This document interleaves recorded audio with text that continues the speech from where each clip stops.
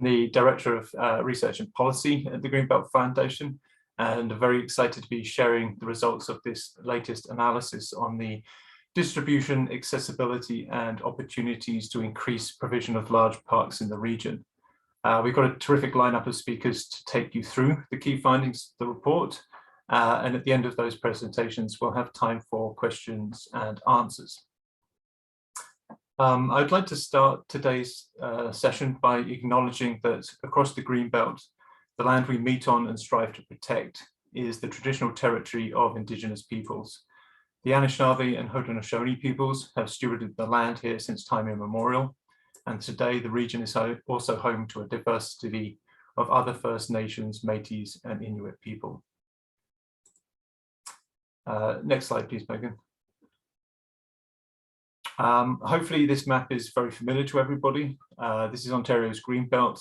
It is the world's largest and best protected Greenbelt, and it's a piece of critical green infrastructure for the region. The tourism and recreation sector alone supports over 75,000 local jobs due to over 76 million people visiting the Greenbelt every year. The Greenbelt Foundation is the only organization solely dedicated to ensuring the Greenbelt remains permanently protected and prosperous. We make strategic investments in its interconnected natural, agricultural, and economic systems to ensure a working, thriving Greenbelt that enhances the quality of life for all residents of Ontario. Since 2005, the Greenbelt Foundation has leveraged and invested approximately 100 million in strategic projects and partnerships. We've awarded grants to over 300 organizations, and we've engaged in research partnerships to support advancements in climate resiliency, a sustainable local food system, and stronger rural economies. And one of our long-standing research partnerships is with Green Infrastructure Ontario, which leads us to the topic of today's webinar. One of our organizational goals is enhancement of recreational opportunities to experience nature. So helping more people get out into nature. And obviously large parks play a crucial role in that. Our own survey research from last year found that over half of the people in the Golden Horseshoe region visit nature specifically for health benefits. They identified mental health and stress reduction as being particularly important. But also through that survey work, we identified that over a quarter of people identify travel distance as a barrier to accessing nature. And that's why our large parks are so important. They provide that immersive natural experience close to where people live and work. And in the densely populated Golden Horseshoe, they're one of the critical ways that people can escape into nature. But it's a very challenging environment here. We have very high land prices. There's competition for land, and biodiversity and conservation needs to be balanced with tourism and recreation. Over the last couple of years, the COVID-19 pandemic, people's understanding of the health benefits of time in nature, and the growing population mean that we're already experiencing very high demand for some of those more popular natural spaces and parks in the region, and they are already reaching their recreational carrying capacity. So as the population continues to grow, parkland creation is needed to keep up with this, keep up with this increased demand, which is why we were very interested in working on this project with Green Infrastructure Ontario about improving that access. There are solutions, there are examples to learn from, and our partners have produced an excellent report that provides a detailed analysis of those challenges and potential solutions. So I hope you're going to enjoy hearing about that over the next hour. So my most important job today, introducing our three headline speakers. So Jen is going to take us through the project overview. Jennifer Court is the Executive Director of Green Infrastructure Ontario Coalition, and she spends her time advocating for supportive policy and funding to make green infrastructure the new normal. She has over 15 years experience in the environmental space, working all across Canada on a range of issues, including climate change, waste and the circular economy, environmental health, and of course, green infrastructure. She will be followed by Michelle Blom, who will be covering the methodology and key findings of the spatial analysis. Michelle is an urban designer and GIS specialist with professional experience in both architecture and urban design. Her experience has provided whether a comprehensive understanding of project design ranging from small-scale residential developments to master plans communities. She has worked for both private and public sector clients in Ontario, Quebec, Nova Scotia, Nunavut, and England. And finally, Jackie DeSantis will be taking us through the strategies and recommendations from the report. Jackie is an analyst in the Ecosystem and Climate Science team at the Toronto Region Conservation Authority. Her work focuses on applied research to support a range of green infrastructure, urban forestry, and ecosystem services projects. She earned her Masters of Forest Conservation from the University of Toronto and recently gained her Registered Professional Forester designation from the Ontario Professional Foresters Association. So well done, Jackie. So that's the lineup. And like I said, we'll have some time for question and answers at the end. So if you think of any questions while you're listening to the presentations, please type them into the Q&A function on your Zoom there. We will use the chat for other reasons, for other messages, but please, any questions to the Q&A function. So that is enough for me, and it's my great pleasure to hand over to Jen to take us through the project overview. So over to you, Jen. Thanks a lot, Tom. So first, I'm going to start by talking very briefly about my organization for any of those of you who may not be familiar. So the Green Infrastructure Ontario Coalition, or GEO, is an alliance of organizations that share a common vision for a healthy green Ontario where the economic, social, environmental, and health benefits of green infrastructure are fully realized. So big focus on those co-benefits.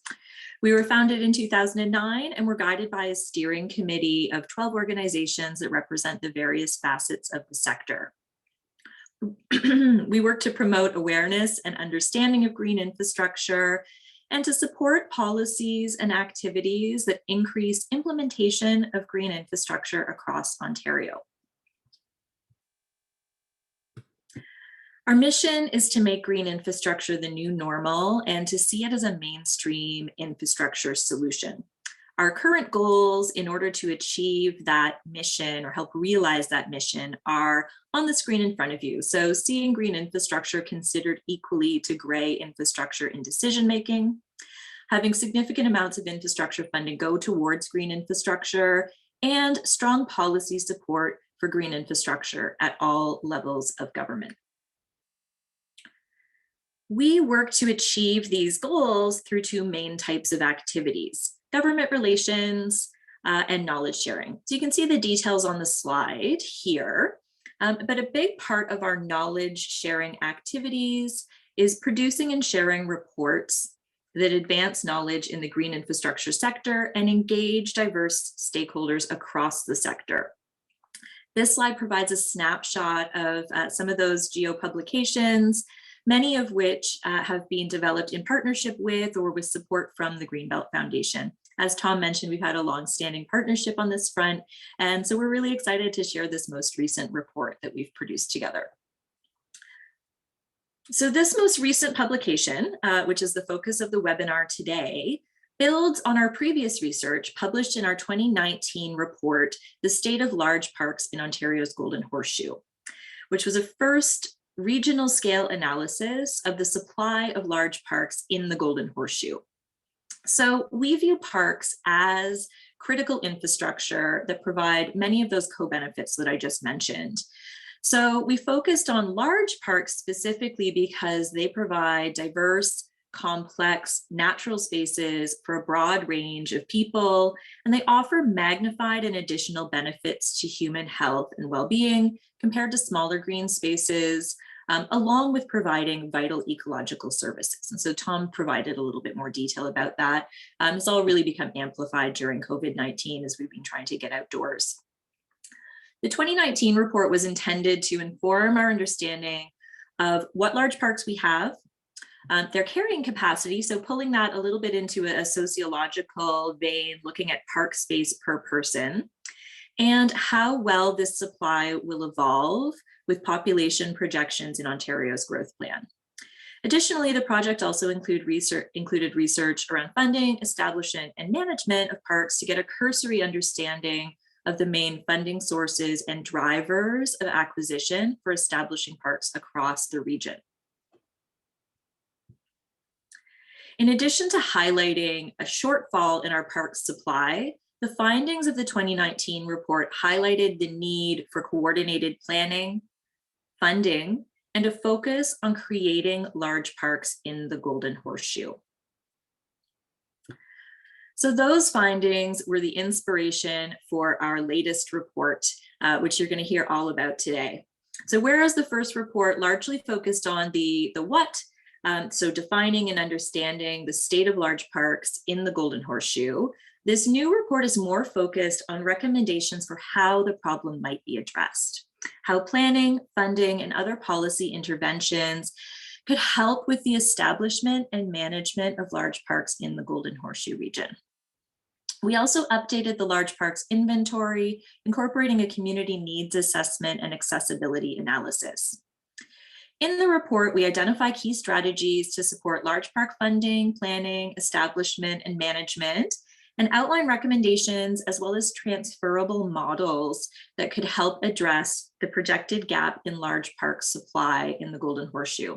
It's intended as both a guide for park funders, planners, and policymakers, as well as an advocacy tool to promote further investment in large parks. There were three main components to the research that led to these findings. You can see the details on screen here, but at a high level, they were spatial and statistical analysis, which was conducted by Republic Urbanism, which Michelle is going to talk more about, and then stakeholder engagement and desktop research conducted in partnership between GEO and TRCA, and Jackie is going to talk to you more about the details of that work. So first, I want to tell you about a few key changes that we made to our definition of large parks from the 2019 report to this new report that impacted the findings of the study. We lowered the threshold for large parks from 50 hectares to 20 hectares to align more closely to municipal definitions. And to compensate and to ensure we were still including parks with a significant amount of vegetation, we introduced a normalized difference vegetation index, or NDVI, which Michelle will also speak more about, making sure that we were still capturing spaces that included those ecological benefits that were so important to us.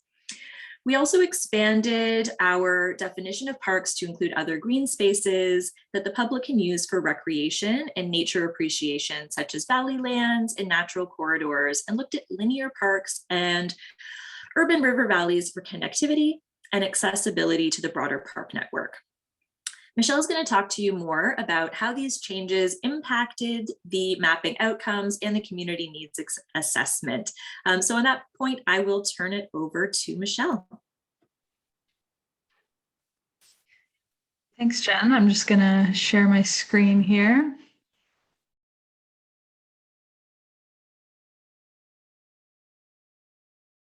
Okay, so thank you everyone for the introduction, and also thanks for everybody attending the webinar. We're definitely excited to share our findings with all of you.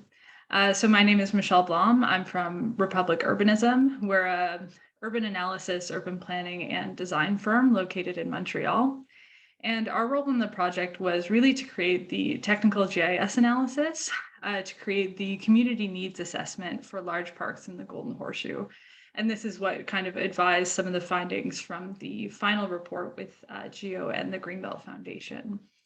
So for our presentation, I'm just going to go shortly through the introduction, explain how we developed the community needs assessment, go through some of our conclusions from each step, and then lastly go over our web application as well. So firstly, just a short introduction.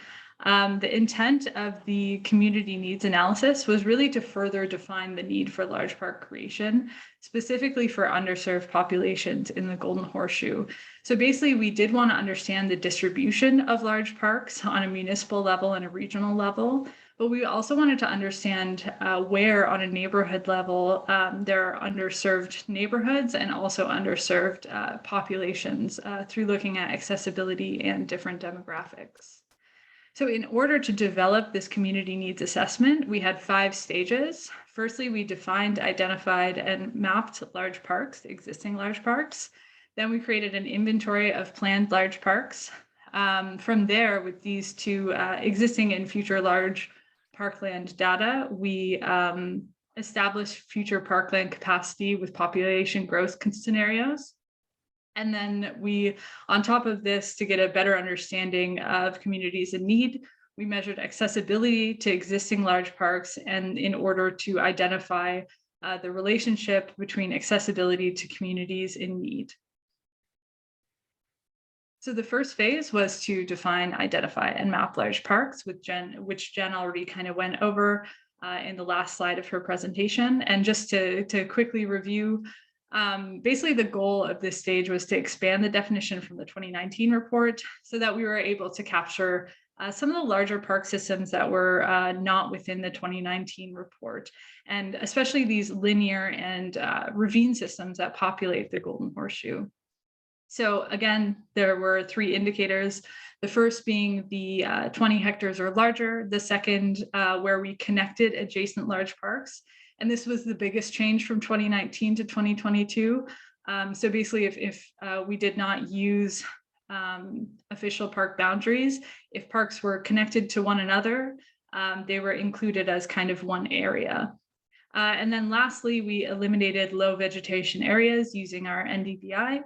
And this basically mostly eliminated sports fields and largely paved areas and areas that wouldn't be considered as natural areas. So again, the results you can see in red, the 2019 study, in green, the 2022 study. And basically you can see populated throughout the map are significantly, these linear ravine systems are the biggest change. So this is just an example where you can see the Humber River. This was not included in the 2019 study. It was captured in our study now because of the connections of these smaller park boundaries. And this is, of course, a highly naturalized area with 8 kilometers of path. So we did feel that it was important to capture these ravine systems. So now that we had the existing parkland data, we wanted to look at future parkland. So what we did was create an inventory of planned large parks. And to do this, it was simply a desktop review looking at municipal, regional, and provincial master plans, area plans, strategies, policies, and media releases. And what we did is map this information and present it at a validation workshop, and local and regional park authorities helped us eliminate or add parks that were planned in the future that we were able to share on a public map. And now that we had the existing data for parkland and the future data for parkland, we were able to, 1, establish the current parkland distribution in the Golden Horseshoe, 2, establish current distribution of parkland per person, and then lastly, do the same for the future. So based on population projections and planned parkland, we were able to establish parkland distribution for 2051 and see the difference between the 2. So quite simply, current parkland distribution, we have the existing population, which is 7.8 million. And then we have the existing parkland from our analysis, which is around 67,000 hectares. And this results in existing parkland of 8.5 hectares per 1,000 residents.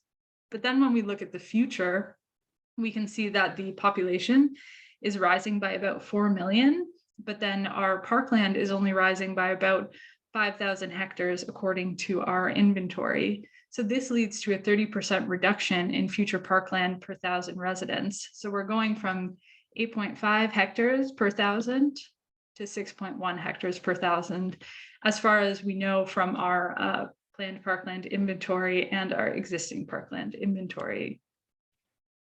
And you can also see this on the municipal scale. So you can see the difference from 2021 to 2051 in terms of the amount of hectares of parkland per person. And you can see there's a significant reduction in all of the municipalities within the Golden Horseshoe. So in the end, to maintain the current rate of parkland provision, a total of about 35,000 hectares is required over the next 30 years. So this means a rate of 1,000 new hectares of park would need to be created per year just to maintain this 8.5 hectares per 1,000 people.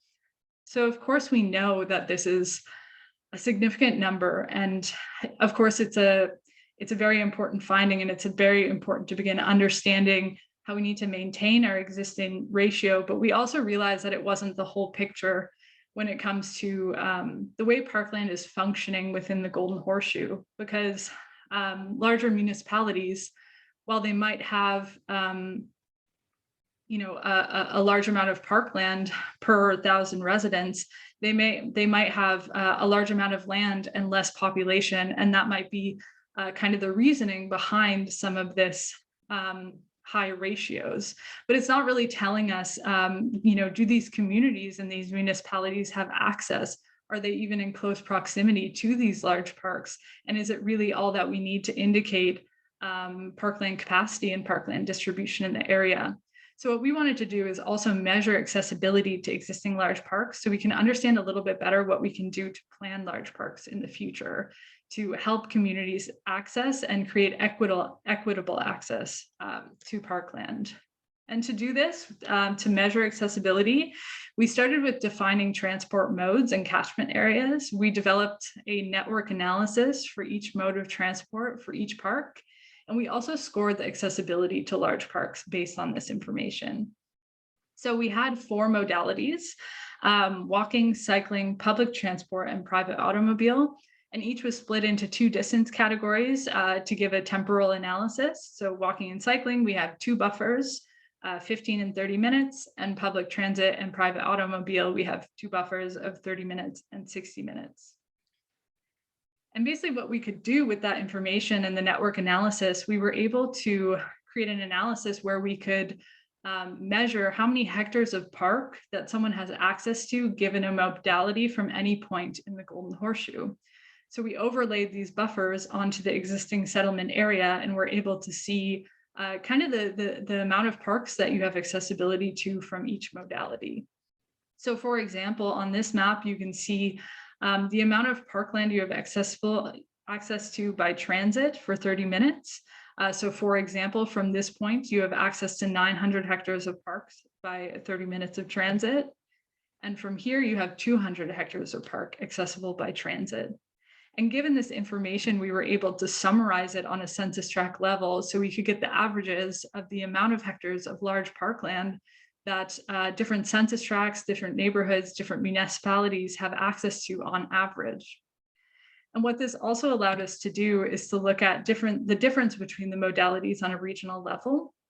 So we could see the difference between, for example, cycling and walking. We could also see the difference between walking and driving, which of course is a little bit more obvious. Of course, you can reach more parkland through driving 30 minutes than walking 30 minutes. But what becomes a little bit shocking is when you look at, for taking transit for 60 minutes for an hour, you're only reaching 1/3 of the amount of parkland than if you drive for 30 minutes. So I think this is the time we ask ourselves what this means for communities that can't necessarily afford a car or can't necessarily own a car, and what that means for equity and what that means for sustainability and access to our large parklands in the future. And to further simplify our accessibility analysis, the next step was really to score the analysis or score kind of the accessibility values. So what we did is kind of created a ranking for all modalities and scored each census tract from 1 to 10. So 1 kind of means the lowest accessibility and 10 means the highest. And the simplification of this data allowed us to understand, especially on the census tract level, allowed us to look at population and accessibility. So to put simply, on the regional level, 2.1 million people are living in neighborhoods with the lowest accessibility to parks. So this was an accessibility score of 1 to 2. So there's 2.1 million people living in very low accessibility areas. And of course, this is an important indicator, but when we want to kind of look forward for solutions and want to do something about this, we can use our census tract information to kind of use it as an indicator to zoom in and see if it's just maybe the context of an area, or see if there's real barriers that can be improved, or connections that can be made to existing and future large parks moving forward. And additionally, we were able to compare our previous data of parkland distribution and accessibility. So as you can see on the left, this was our parkland distribution kind of ranking, where you can see Durham, of course, ranking the most amount of large parkland per 1,000 people, and Toronto kind of having the lowest amount of parkland per person. But when you actually look at it on the other side, when you look at accessibility, you can see it's ranked from the percentage of population in low accessibility areas. So you can see here it's almost the inverse, whereas Toronto has the least amount of population in low accessibility areas, and Durham actually is the third highest amount of low accessibility population areas. So of course, these are very different contexts, and there are different reasons that these are the outcomes, but it's just an indication that it's important to look at more than distribution, and also understand where we're planning parks and the accessibility that we're creating. And lastly, in terms of our accessibility analysis, when we summarize the information on a municipal level, we were able to see some similarities between high-performing municipalities. So on the left, you see Hamilton.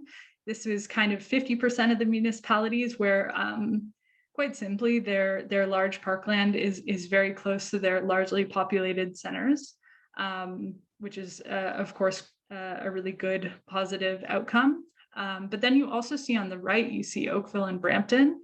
And it's very clear that there's a very planned and purposeful connections of kind of these green fingers and planned parklands and planned connections between large parks, small parks, and these linear parks, creating safe connections, healthy neighborhoods, and so on, at least with our accessibility analysis.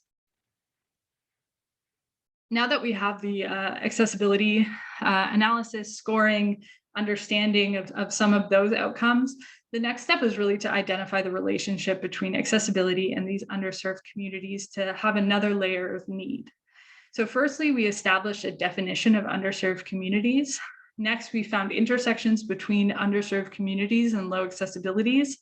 And lastly, we identified communities with potentially the highest ratio of needs, just as an indicator to kind of zoom in.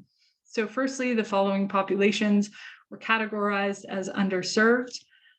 We included, based on the Red Cross Canada and Employment and Social Development Canada data, low income populations, visible minorities, Indigenous populations, recent immigrants, children, and elderly persons. And while there aren't always direct correlations between park access and these communities, it's still important to overlay low accessibilities and these communities so we can zoom in and understand the way that we can serve certain populations better and better serve communities when it comes to urban green and urban health and accessibility. So basically, this is just the end result of this analysis, where we look at the highest ratio of underserved communities. And again, it just acts as an indicator of somehow we could zoom in and understand what's going on in these census tracts and what can we do better for these communities. And lastly, in terms of access and population data, there were a few correlations that were put in the technical report and final report, but definitely the strongest one was income and access. And that's just one I wanted to point out today. So basically what this graph is showing, that as you get closer to large parkland, income goes up significantly. Whereas on the y-axis, you see the average accessibility score for each modality. And on the x-axis, you see the income in thousands. You can see very clearly that the shorter accessibility modalities go significantly upwards as the income increases. So you can see in low income neighborhoods, walkability is about a score of 1.5, and in neighborhoods with over $100,000 income a year, you see it actually triples up to 4.5. So while there's obviously many studies when it comes to looking at heat islands in lower income neighborhoods, the amount of trees planted in higher income neighborhoods, greenness, etc. For us, it's still a little bit, it's definitely an interesting outcome and an indicator to understand as to why even with large parkland, there's such a difference between low income and high income communities. So now quickly, I'm just going to show the web application, which was created by the Greenbelt Foundation just to show our data. I won't take too much time because this will be accessible through the link that Megan will share, but it's a public interface. I'll just quickly show you the layers that are available, just how to turn them on and off, and then move over to Jackie. So just quickly, this is basically an interactive map that you can zoom in and out of. You can click kind of the score, the final accessibility score layer, see a little bit more information about it that you can explore through, see the mean amount of parkland that you might have walking accessibility to, kind of etc. You can definitely explore that. Just to explain, you can turn on and off the layers. You can kind of look at the different planned parks in the area from the analysis.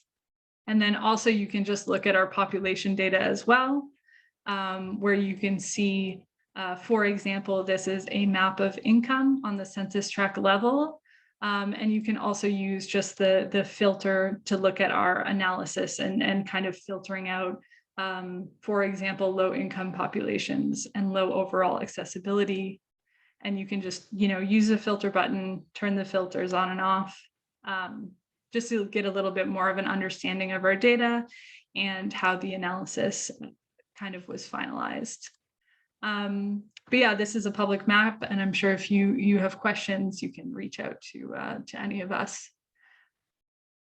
Okay, so I'm gonna stop sharing my screen, and yeah, there we go. Okay, thanks, Michelle.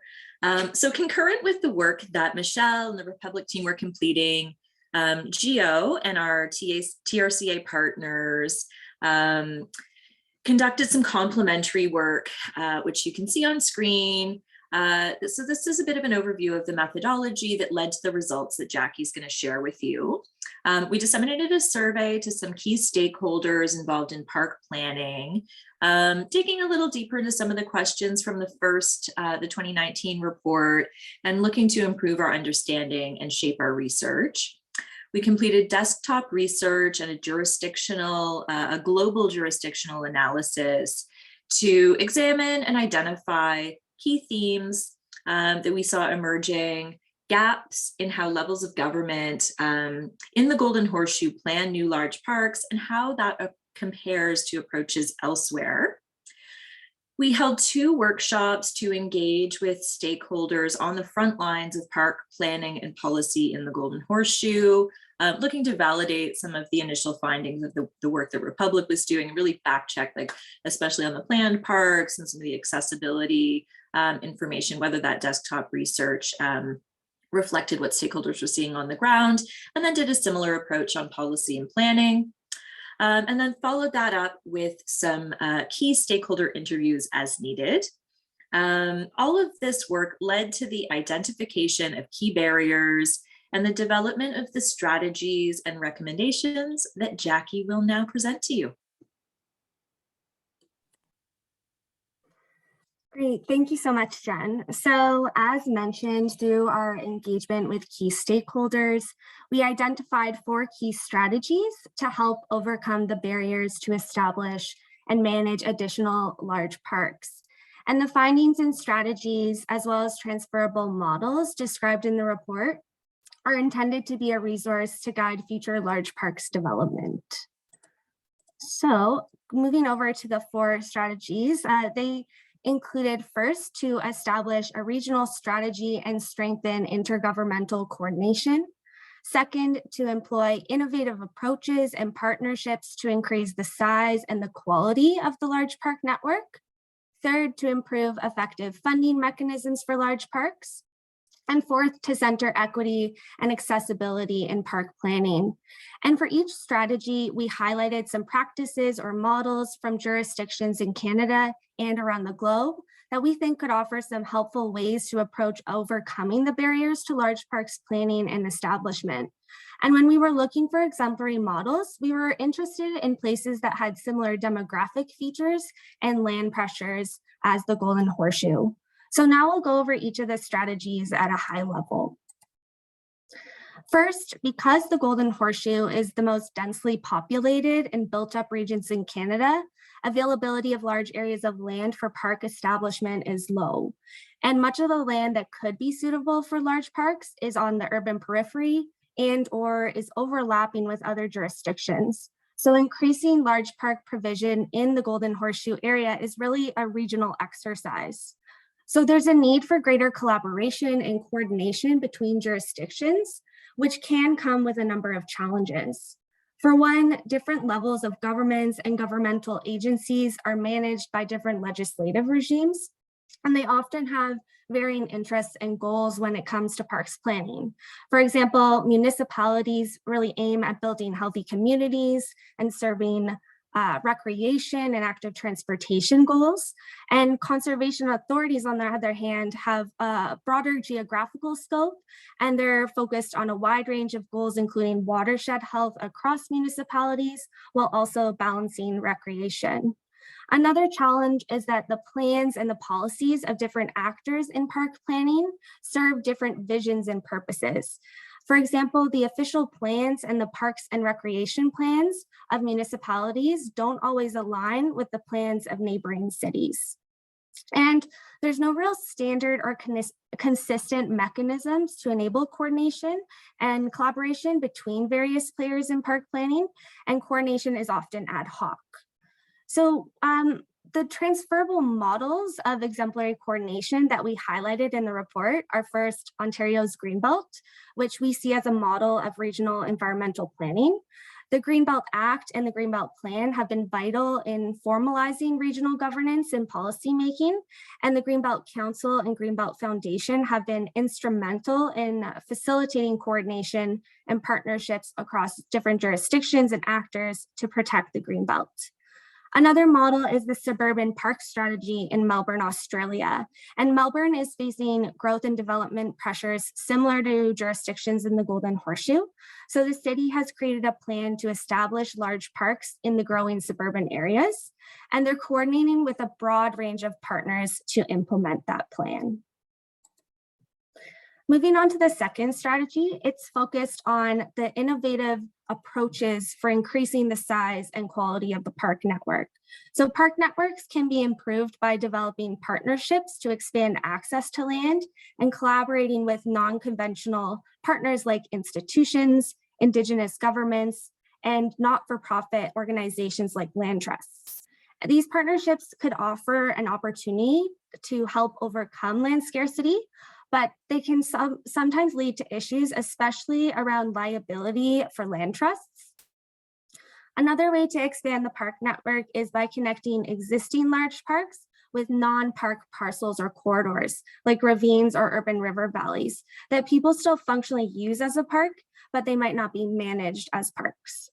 There's also potential to combine the goals of both increasing large parks and also increasing protected and conserved areas by protecting land in the Golden Horseshoe through Canada's Biodiversity Target 1. And that's the goal to conserve 25% of lands, freshwater, and oceans by 2025.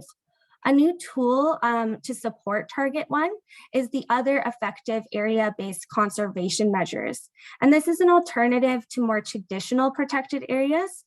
These areas aren't managed primarily for conservation, but they contribute to sustained biodiversity, and they can also serve other functions like recreation. So in terms of the transferable models we focused on within this strategy, One was the Green Infrastructure Network in Surrey, BC, and that aims to achieve a broad range of goals, including preserving biodiversity and integrating ecological systems into urban areas. And the city of Surrey protects and acquires land for their green infrastructure network through a number of different mechanisms, including special permits that protect sensitive ecosystems from development. And then another model we highlighted in the report is an initiative underway in Ontario to establish an Anishinaabe land trust. And this is one of the many acts of reconciliation meant to support the restoration of Anishinaabe traditional practices and clan governance systems. So the third strategy we focused on is around effective funding mechanisms for large park planning and implementation. And capital funding for large parks land acquisition is a significant barrier to large park establishment in the Golden Horseshoe, especially as land values continue to rise. And as has been mentioned, with the increased attention on parks because of the high demand and usage during the pandemic, we see this as a very strategic time to advocate for more funding for parks.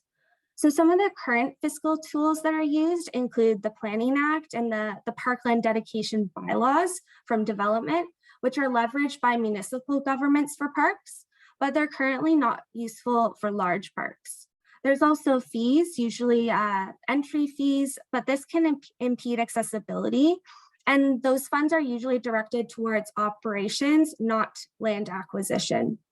And then there's federal grants, which are a great source of funding, but through our engagement, a number of stakeholders did identify challenges around accessing federal grants, largely because they can be restrictive or not applicable to the context of Southern Ontario.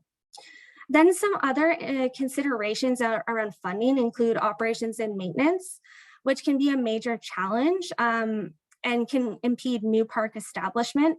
Stakeholders noted that the current funding setup isn't really keeping up with land acquisition. And then another consideration is around development charges in Ontario. These can be currently used to pay for capital costs for parks and rec services, but they can't be directed to land acquisition. So if development charges could be used towards land purchases, they could be a very useful funding tool as well. In terms of the transferable models we highlighted, first we looked at the United States Land and Water Conservation Fund, and this is a federal grants program for parks and open spaces. The federal government distributes $900 million annually in permanent funding to the Land and Water Conservation Fund. And that funding goes to federal, tribal, state, and local governments to acquire and manage natural areas. And the grants are also available to community associations and not-for-profit groups. Then we also looked at municipal green bonds to raise capital for parks, which has been, we highlighted specifically Portland, Oregon, and Toronto in the report. And bonds have been more common in the US than in Canada, but they have been a very effective funding mechanism there. We have seen a few interesting examples starting to be used in Canada, like Toronto's Green Bond program, and that's supported different projects, including cycling infrastructure and green retrofits to social housing. So moving to our fourth and final strategy, it's centered on planning for accessibility and equity.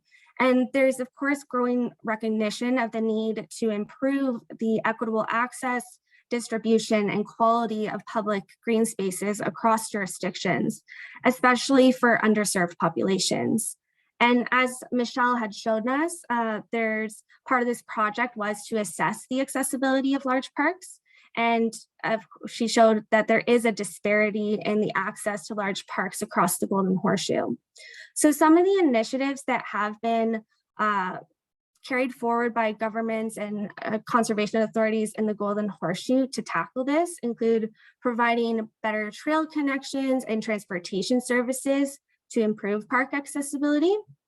And also jurisdictions in the Golden Horseshoe have been working to prioritize Indigenous voices, partnerships, and relationship building with Indigenous nations. It's necessary to plan parks holistically to address their inequitable distribution in the Golden Horseshoe. And researchers have proposed mosaic governance as a promising approach to support collaboration and inclusion of different practices, peoples, and institutions in green space planning across cities. And mosaic governance can take a number of forms, but generally is multi-level collaboration and involves the widening of governance arrangements between local government and a diversity of local urban actors. Again, turning to the transferable models, we looked in at the Equity Bold Move in Vancouver, BC. This is an initiative developed as part of the city's broader strategic parks and recreation plan to understand and address inequitable distribution and usage of parks in the city. And then we also looked at Indigenous co-governance in Auckland, New Zealand. In 2013, the city adopted a 10-year parks and open space strategic plan.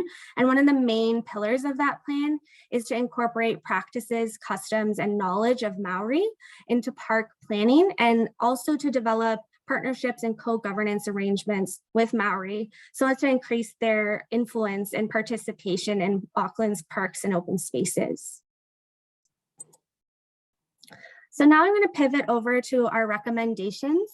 We developed these to help decision makers overcome barriers to funding, planning, and establishing new large parks across the Golden Horseshoe. And we grouped them into two main categories: one, governance and collaboration; the other, funding and legislative changes. And I'm just going to provide a high-level snapshot of some of the recommendations, but we do go more in detail and in depth in the report. So we urge you, if nothing else, to read the recommendations in the report. So starting with governance and collaboration, we recommend the creation of a regional Golden Horseshoe large park strategy, and that would convene a multi-stakeholder roundtable and involve collaboration with other sectors of interest in increasing large park provision. We also recommend the creation of a regional policy framework for the Golden Horseshoe region, and that would align existing policies and plans, and that would be where the regional strategy would also fit. We also encourage efforts to meet multiple policy goals and deliver co-benefits by engaging with conservation actors to identify land that can provide both new or enhanced public access and count towards Canada's Target 1 goals. And then under funding and legislative changes, we do encourage municipalities to review and reconfigure their parkland dedication bylaws under Section 42 of the Planning Act to generate revenue for large parks and or to allow for the allocation of parkland off-site. We also recommend that issues of liability for different landholders be addressed so that non-conventional green spaces can be more viable options for inclusion in the parks network. And this would also support greater accessibility. We also suggest the recognition of parks as green infrastructure, and this would make parks eligible for current federal infrastructure funding programs like the Natural Infrastructure Fund and the Investing in Canada Infrastructure Program. We additionally recommend that these and other funding programs include eligibility for all phases of large park development, all the way from planning to establishment to management. And we recommend that the provincial government also consider specific investments to connect urban river valleys to the park network, because this would increase ecological connectivity and accessibility as well. And then as an overarching recommendation, a focus should really be placed on how to increase equitable access to the parks network. Given that there are these increasing challenges in securing large tracts of land in the region, even if park supply is significantly increased, there will likely still be regions and populations that are underserved. So funders and decision makers should be considering ways to fund and deliver programming that will reduce barriers and increase access to existing parks. So with that, I will hand the mic back to Tom to moderate our question period. Thank you. Well, thank you very much, Jackie, Michelle, and Jen. Three excellent presentations, and thank you so much for keeping us on time there. We do have some questions here in the box, so maybe I can't see Jen and Michelle. I'm not sure if they can turn their cameras on. But maybe the first question to Jen. Are you planning to use this information to consider the relationship between access to parkland and mental health?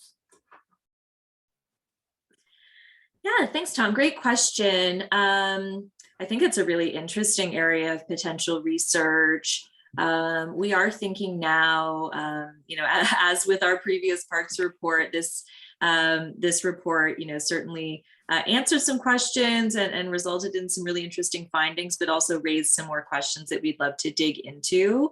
And yeah, that connection to mental health is something that's really been on all of our minds. I would say consistently, but in particular, as we've seen more and more of the those sort of impacts of the COVID lockdowns and the demand for parks increasing. And so, we've partnered over the years, and we've got a lot of common members with the EcoHealth Ontario network, and I can actually see that being something that would be really interesting to explore together. So the short answer is, good suggestion, TBD. We're shaping our future research strategy right now. Yeah, and an excellent point, Jen, about the EcoHealth Collaborative, and we should definitely follow up with them. So thank you for the question there. I think a couple of questions about the analysis, so maybe this one is for Michelle. Was there an agricultural lens taken into account for the analysis of accessibility to large parks?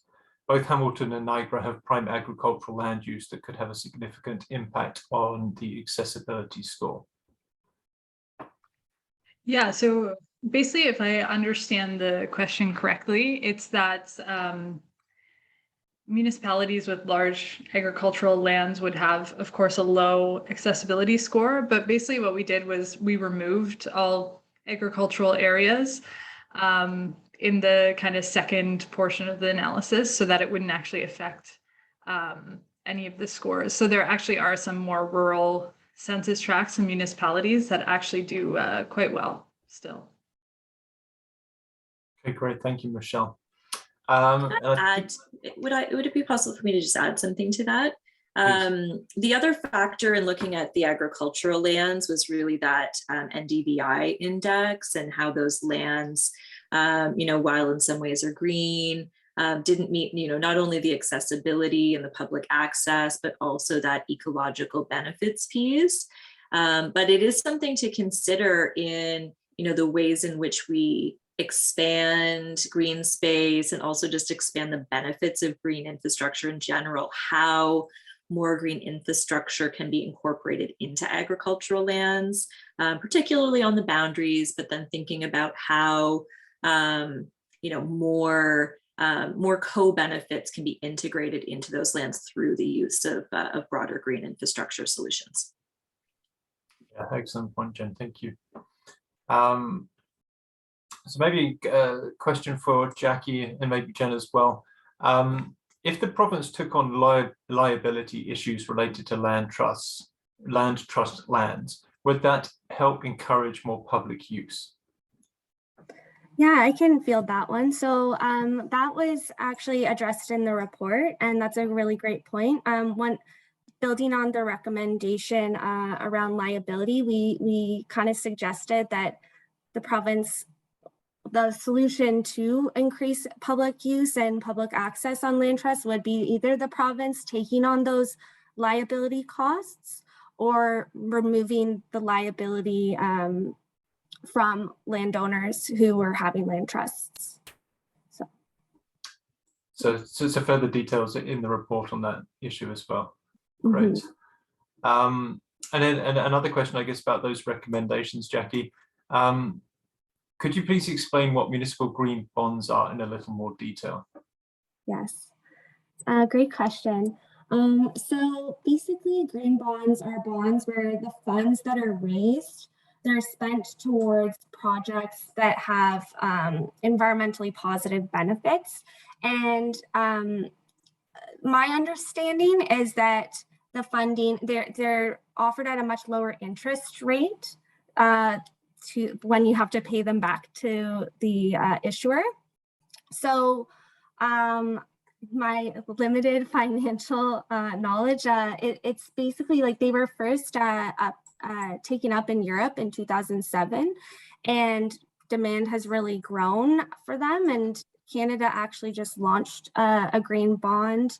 I believe they've issued $5 billion through that bond, and it's over a 7.5-year period. So anyone who signed up for that bond would have to pay it back after the 7.5 years at that lower interest rate. And it would have to be for projects that are environmentally or sustainably focused. I hope that helps answer that. There is more detail in the report as well on that. So yes, I encourage everybody to read the report in detail. But I think there's a lot of interesting things happening on conservation finance, and you know, green bonds around Parkland is an interesting sort of component of that. It's something I think that the Greenbelt Foundation is supporting some work in, and hopefully we'll have some research to share more broadly on that issue as well in due course.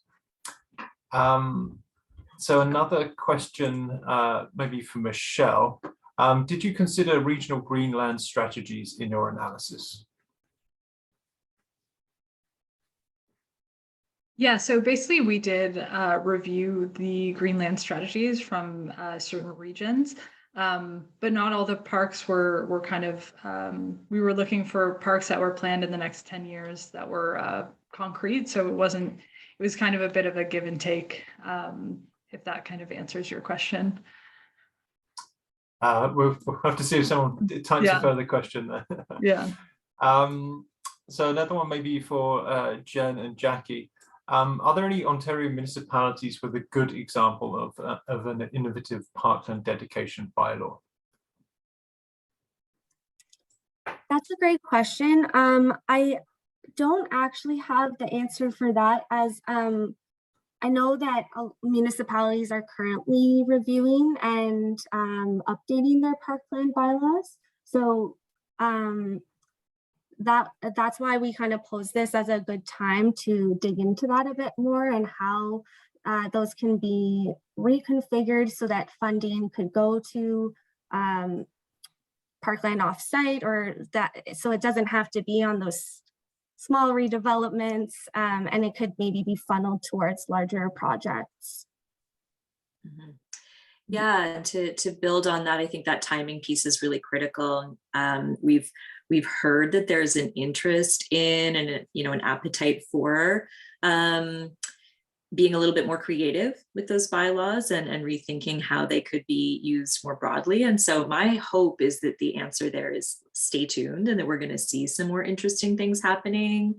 And again, I would say, we did provide a bit more depth and some more robust recommendations in the report itself. And so if you think that there's an interest in your municipality in innovating, we've got some thoughts for you within the full report. Fantastic. I'm conscious of time, but there is I think an important question. So if I could just draw on you for another couple of minutes, panelists. There are huge differences from conservation areas with entrance fees and the fabulous huge free areas of the Halton Regional Forests. What are your criteria for large parklands and public access? And I know we had long conversations about this, Jen, so maybe that's one you could field.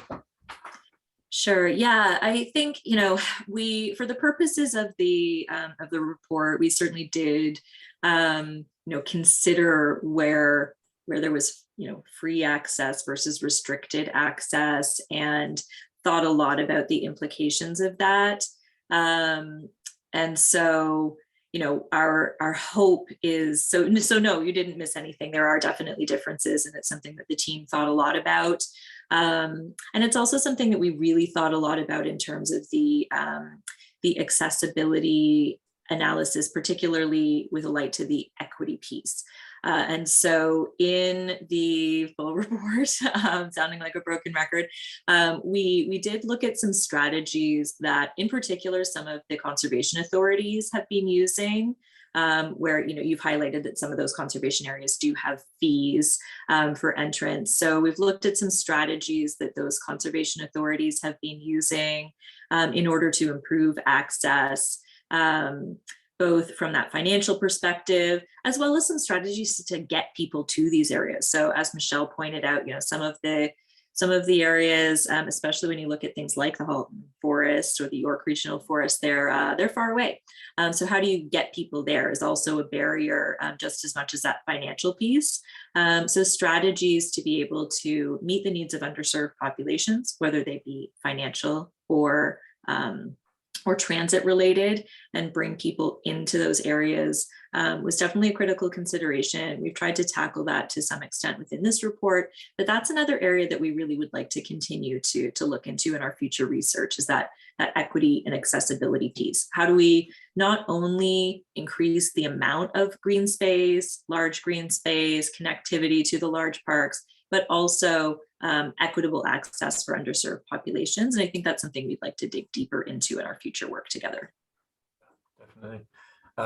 You do the research and you learn the questions that you need to ask next. So look forward to working with you on the next edition. So that is our time for today. So big thank you to our three panelists, Jen, Michelle and Jackie. Thank you everyone for participating in the session today. We will be sending around a recording, a link to the recording and a short survey. If you could complete that and send it back to us, that would be wonderful. So I will leave it there. Final thank you to everybody, and yeah, look forward to the next round of research with Gia. Goodbye, everyone. Thank you.